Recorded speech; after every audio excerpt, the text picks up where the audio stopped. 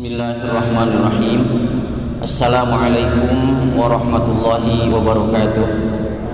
Alhamdulillah, wassalatu wassalamu ala rasulillah wa ala alihi wa sahbihi wa mawalah.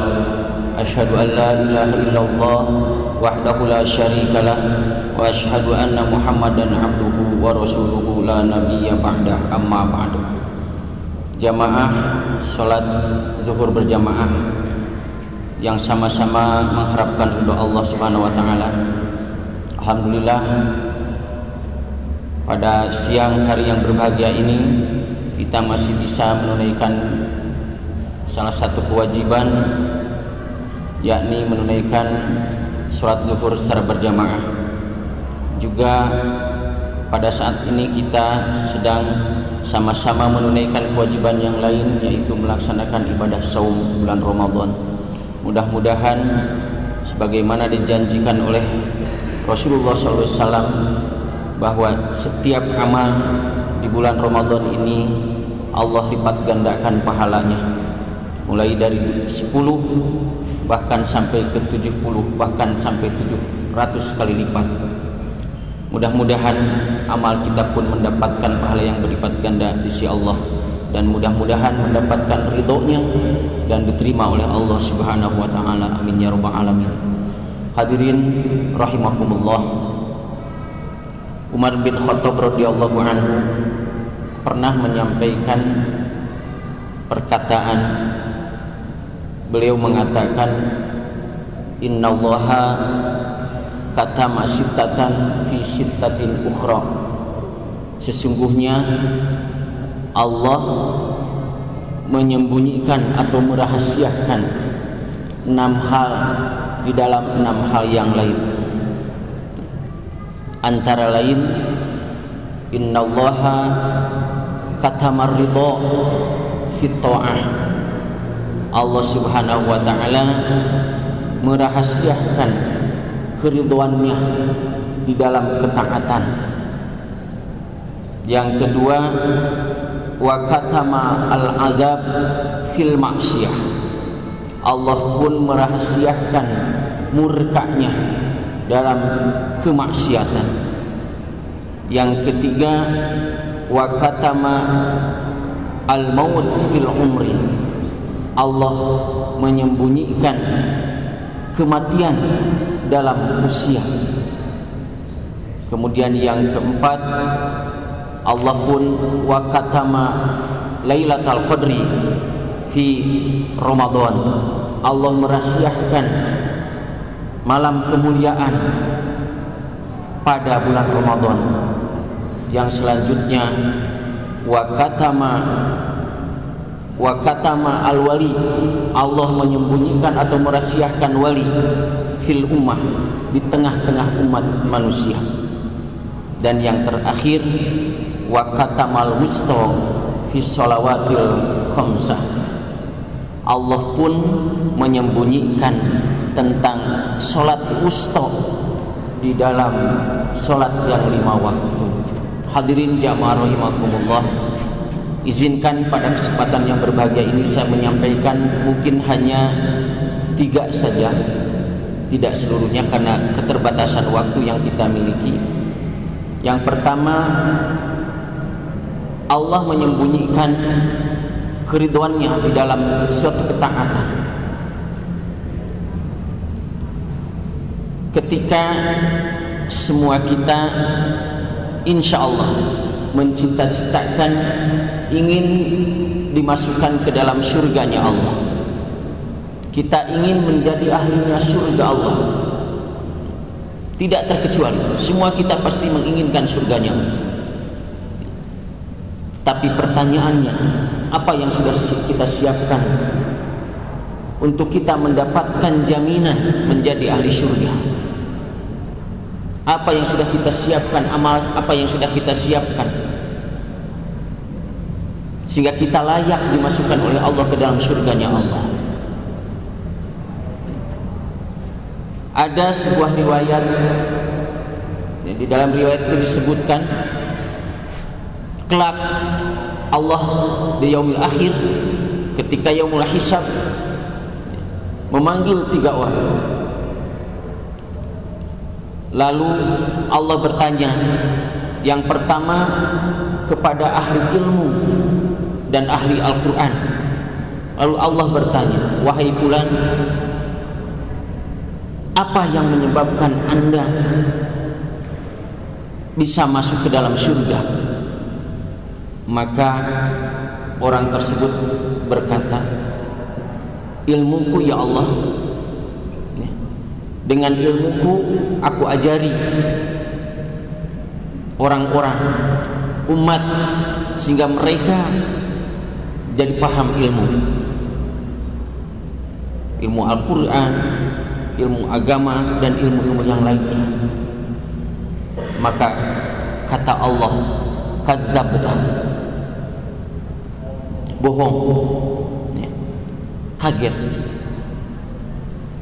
Kenapa dikatakan bohong? Kata Allah, engkau melakukan semua itu hanya karena engkau ingin mendapatkan pujian dari manusia. Engkau ingin disebut bahwa engkau adalah seorang ahli ilmu, seorang ahli Al-Quran dan lain sebagainya. Maka Allah memerintahkan kepada malaikat, wahai malaikat, seret dia ke dalam neraka.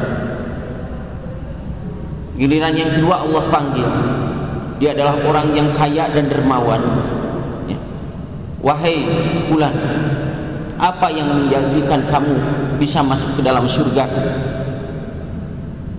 Ya Rob, aku diberikan, dititipkan harta, aku infakkan di jalan, aku sumbang masjid-masjid, aku bangun banyak masjid, pesantren, lembaga-lembaga pendidikan, fakir dan miskin aku santuni, kaum du'afa aku santuni. Maka kata Allah pun, kazzabta, bohong kamu. Engkau lakukan semua itu, engkau hanya ingin mendapatkan pujian dari manusia. Engkau ingin mendapatkan pujian bahwa engkau dikatakan engkau adalah orang yang kaya, yang paling dermawan, sehingga orang akan patuh dan mengeluhkan bahkan menghormati kamu. Maka wahai malaikat, seret dia ke dalam neraka. Dan giliran orang yang ketiga Allah panggil, wahai fulan, sini. Apa yang menyebabkan engkau masuk ke dalam surga? Maka dia menjawab, wahai Rob, ketika di dunia aku ikut berperang membela agamamu dan aku gugur di dalam peperangan itu. Kata Allah, kazzabta, bohong. Sama engkau pun melakukan itu karena engkau ingin mendapatkan pujian, engkau ingin disebut-sebut bahwa engkau adalah seorang pahlawan, seorang syahid, pembela kebenaran. Maka Allah pun, wahai malaikat, seret dia di dalam neraka. Hadirin jamaah rahimakumullah, hikmah atau pelajaran dari ketiga peristiwa tadi, ya, betapa sehebat apapun amal ketaatan yang kita lakukan, ya, kalau tidak mendatangkan keridhaan Allah, maka semuanya akan sia-sia di hadapan Allah. Maka kunci dari untuk mendapatkan keridhaan Allah adalah dengan kita meniatkannya ikhlas karena Allah setiap amal. Karena ternyata Allah tidak pernah memandang berapa besar, berapa hebat amal ketaatan yang kita lakukan, tetapi yang Allah pandang keikhlasan di dalam melaksanakan ketaatan itu. Ketika di masjid mungkin tiba-tiba datang korupar, ya, canceling di hadapan kita, mungkin kita hanya bisa memasukkan 2.000 rupiah yang pada saat ini nilai 2.000 atau 1.000 itu sudah tidak dipandang lagi. Untuk saat ini orang memandang hanya yang berwarna merah dan berwarna biru. Di sisi lain ada orang juga memasukkan yang berwarna merah 100.000, tetapi belum jaminan yang 100.000 tadi kita masukkan ke dalam keropak, mendapatkan ridho Allah. Siapa tahu yang bernilai di hadapan Allah adalah yang 2.000. Ketika ada panitia masjid sedang membangun masjid atau pesantren, mungkin kita hanya mampu memberikan saran dan pandangan. Mungkin kita hanya mampu berinfak, bersedekah dengan tenaga kita. Mungkin kita hanya mampu memberikan hanya dengan segelas atau 2 gelas air kepada tukang. Tetapi ketika itu mendatangkan ridho Allah, ketika kita niatkan semua itu ikhlas, ibtigo amardotillah, hanya semata-mata mencari keridhaan Allah, yakin itulah yang akan mendapatkan keridhaan Allah, dan itulah yang akan mendapatkan penilaian di hadapan Allah. Ketimbang ada yang membangun masjid, keluarkan, saya sumbang setengah, atau bahkan biar sama saya semua. Tetapi ketika dalam hatinya ada unsur yang lain, tidak lillahi ta'ala, mohon maaf, Allah tidak memandang sekali lagi besar kecilnya suatu amal dari yang kita lakukan. Maka keriduan itu senantiasa Allah sembunyikan. Hikmah pelajarannya, kenapa Allah rahasiakan keduanya dalam setiap amal ketaatan yang kita lakukan? Agar senantiasa kita tidak pernah memandang remeh, tidak pernah memandang rendah setiap amalan yang mungkin kita anggap sepele. Mungkin ketika kita melewati sebuah jalan, ada mungkin hanya selembar daun atau senggok sampah, lalu kita ambil sampah tersebut, ambil daun tersebut dari jalan, lalu kita simpan di tempatnya. Mungkin itu yang mendapatkan ridhonya Allah, ketimbang kita duduk berlama-lama misalkan di masjid, tetapi niatnya bukan karena Allah, hanya karena kita ingin dianggap kita adalah ahli masjid. Tetapi tadi walau hanya menyemungut ya selembar sampah, sehelai daun, tetapi justru yang akan mendapatkan ridhonya Allah. Di dalam hadis Rasulullah bahwa cabang iman itu ada 70. A'laha kalimatul la ilaha illallah, bahwa tertinggi dari cabang itu adalah kalimat la ilaha illallah. Wa adnaha imatatul adha ya, anit thariq, bahwa yang paling rendah dari cabang iman itu adalah memungut duri atau sampah dari jalan. Sekali lagi, ketika itu kita ikhlas karena Allah, insya Allah justru itu yang akan mendapatkan nilai di hadapan Allah. Sekali lagi, hikmahnya adalah agar kita tidak pernah menyepelekan sedikit pun amal kebaikan, dan dibalik itu agar senantiasa kita terus beramal dan beramal, melakukan ketaatan kepada Allah untuk mencari keridhoannya. Kemudian yang kedua, Allah sembunyikan murkanya di dalam setiap kemaksiatan. Betul, terkadang kita terkaget-kaget melihat orang yang kerjaannya maksiat, mabuk, judi, kemudian berzina dan lain sebagainya, tetapi kelihatannya hidupnya makmur menurut pandangan kita, gitu. Sehingga terkadang membuat iri kita. Kenapa Allah biarkan, Allah rahasiakan azab itu? Hikmahnya sekali lagi agar kita pun tidak pernah memandang remeh setiap dosa yang kita lakukan. Sebab hati-hatilah, jangan pernah kita memandang sepele, ya ada itu dosa kecil, tidak apa-apa kalau kita lakukan. Hati-hati, dosa besar bisa kita lakukan hanya karena kita membiasakan menganggap sepele, menganggap enteng dosa-dosa kecil, yang akhirnya kita jatuh kepada melakukan dosa-dosa yang besar. Nauzubillah tsumma nauzubillah. Ingat, Allah Subhanahu wa taala berfirman di dalam surah Al-Zalzal, may ya'mal mithqala dzarratin khairan yarah wa may ya'mal mithqala dzarratin syarran yarah. Sekecil apapun amal kebaikan yang kita lakukan, maka insya Allah asal itu diniatkan karena Allah, maka kita pun akan mendapatkan manisnya, akan mendapatkan kebaikan dari amal kebaikan tersebut walaupun kecil. Tetapi wa may ya'mal mithqala dzarratin syarran yarah, sekecil apapun kejahatan atau dosa yang kita lakukan, kita pun akan mendapatkan azabnya, murkanya, siksanya dari Allah Subhanahu wa ta'ala. Padahal Allah sering mengingatkan kepada kita bahwa innallaha syadidul iqab, innallaha syadidul azab. Sesungguhnya Allah itu azabnya itu sangat-sangat keras, sangat-sangat pedih. Ketika kita mungkin sekarang kena selutan api, panasnya luar biasa.